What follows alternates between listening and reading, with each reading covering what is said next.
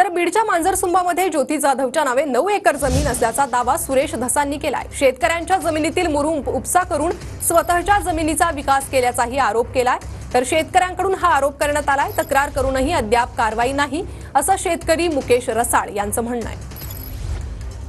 मसजवाग येथील खंडणी प्रकरण आणि त्याचबरोबर संतोष देशमुख यांच्या हत्या प्रकरणात अटक असलेल्या वाल्मिक कराडाची जी पत्नी आहे ज्योती मंगल जाधव, त्यांच्या नावाने जर बघितलं तर मांजरसुंब्यामध्ये पावणे 9 एकर जी जमीन आहे ती हीच जमीन आहे। बीडपासून साधारणतः 22 किलोमीटर अंतरावर राष्ट्रीय महामार्गाच्या बाजूला ही जमीन आहे आणि याच जमिनीवरून आता गदारोळ उठलेला आहे।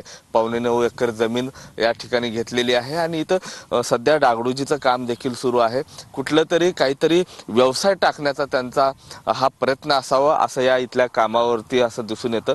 आणि हा संपूर्ण जर परिसर बघितला तर हा डोंगराळ भाग आहे आणि याच भागामध्ये ज्योती मंगल जाधव या नावानं जवळपास पावणे 9 एकर जमीन आहे आणि आतापर्यंत जर बघितलं त्याची स्टॅम्प ड्युटी साधारणतः 65 लाख रुपये एवढी दाखवण्यात आलेली आहे।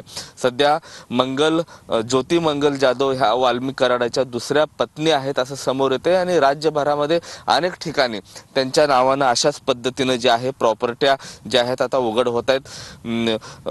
उस्मानाबादचा धाराशिव परिसर असेल, त्यानंतर पुण्याचा काही भाग असेल आणि आता जर बघितलं तर बीड मधल्या मांजरसुंबामध्ये अशा पद्धतीची जी आहे जमीन जी आहे ते आपल्याला पाहायला मिळते। आणि इथल्या शेतकऱ्यांचा जो आरोप आहे की आम्हाला विश्वासात न घेता आमच्या जमिनीतलाही मुरुम जो आहे त्यांनी खोदकाम केल्याचा आरोप आता इथल्या शेतकऱ्यांनी केला आणि याबाबत तशी त्यांनी तक्रार देखील केलेली आहे। मात्र अद्याप कसलीही कारवाई जिल्हा प्रशासनानं केलेली नाही असा आरोप जो आहे तो इथल्या शेतकऱ्यांनी केलेला आहे।